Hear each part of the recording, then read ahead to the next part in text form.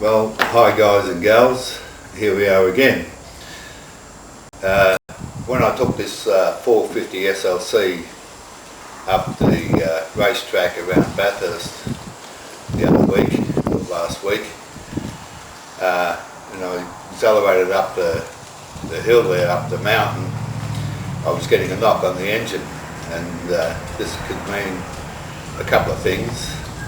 It could be that the octane level of the fuel that I use on this car was not up to standard, and I've been probably got a dudder at some garage somewhere, or it could be the spark plugs, but they've been changed when I had this timing chain done recently, and I just hope that they put the right size plugs in. Or it could be the exhaust gas recirculation valve, EGR valve, and or it could be a lean fuel mix, or the timing could be out and could be advanced, or a carbon build up in the engine. Well, I don't know if you guys can see down in the air intake there, but it is black. It should be nice and shiny and clean, but you can see it's just all black down in there, so I'll be cleaning that out later.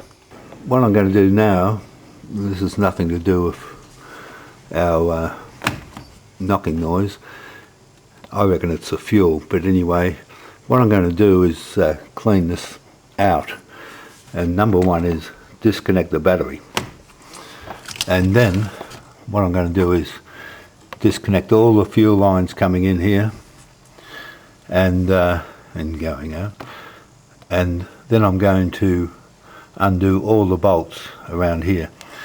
Now the problem is I don't want to bugger up the gasket, so I'm going to try not to damage that gasket that runs under here, and because I want to just clean all this out in the top and everything and down the bottom, and I think that's the only way I can do it. Anyway, here we go, let's see what happens. The other thing is have plenty of rags hanging around to mop up all the fuel that's going to drop out. Okay, I've got the most of the pipes off here now. I'll undo the safety switch plug thingo here, and then I'm going to undo all the bolts around the sides and pull it off. Hopefully the float in here, the arm, won't drop off when I pull it off. And by the way, you have to, well, not have to, but some of them you got to spring the fuel injector end to free them up to get them out. I must point out there's one bolt that's quite awkward. It's located under there where my finger's going down into. It's quite a challenge. All these bolts are 10mm, by the way. Okay, I got the fuel distributor off in one piece, and there is no gasket, which is good. And so what I'm going to do is clean this out and the underside of the fuel head, which isn't too bad. There we go. Well, I've cleaned inside the distributor head there, fuel distributor head, and the plate, and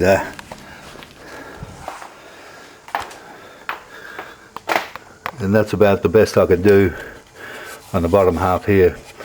I sprayed some carby cleaner down in the throttle valve down yonder. Now I'm going to throw the thing back together again. The other thing I should mention before I put it together, make sure the adjoining surfaces around here are clean. Okay, I have all the fuel lines and the fuel distributor back together, and what we do is make sure this air flow plate is seals and closes properly. And what I'm going to do is just reconnect the battery, put the key in ignition but not start the engine, just turn it so the fuel pump runs and check for leaks just from that. Okay, that showed no fuel leaks. So now I'm going to run the engine and check for fuel leaks. Now I doubt very much that this has got anything to do with any knocking or anything. The car, from what I could see, wasn't overly carboned up down on the air intake there leading into the manifold. But one thing about it, the airflow should be nice and smooth. Well, we got no fuel leaks, but she was screaming away there with high revs. I turned the idle right down just till it warms up a bit and readjust it.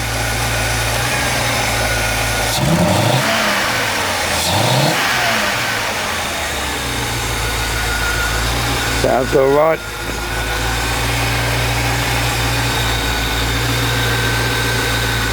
Wasn't going to hurt it, I'll give it that. What I'll do, I'll wait until it gets up at least 70 or 80 and readjust the idle.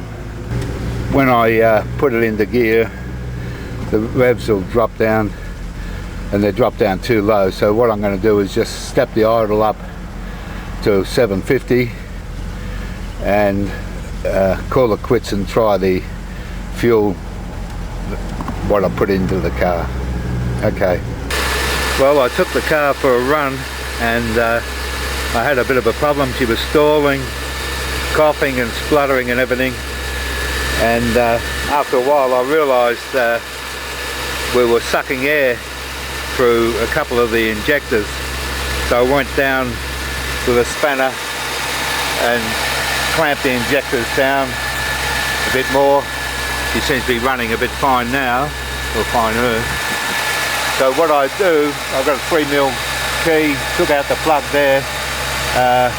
To make the engine richer, you screw it down just a little bit, leaner up a little bit.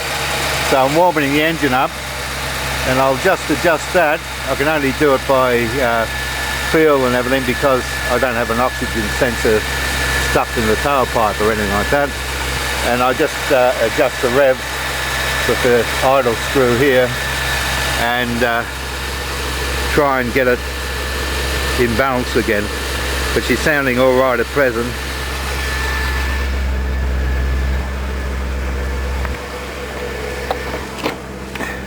She's idling on around about 1000 RPM. But I put it in drive, she drops down, I don't know, probably about 6 or 7 RPM, 100 that is. Anyway, put it back there, and when she gets really warmed up, I'll adjust the mixture and the idle screw, and that's it for today. Thank you.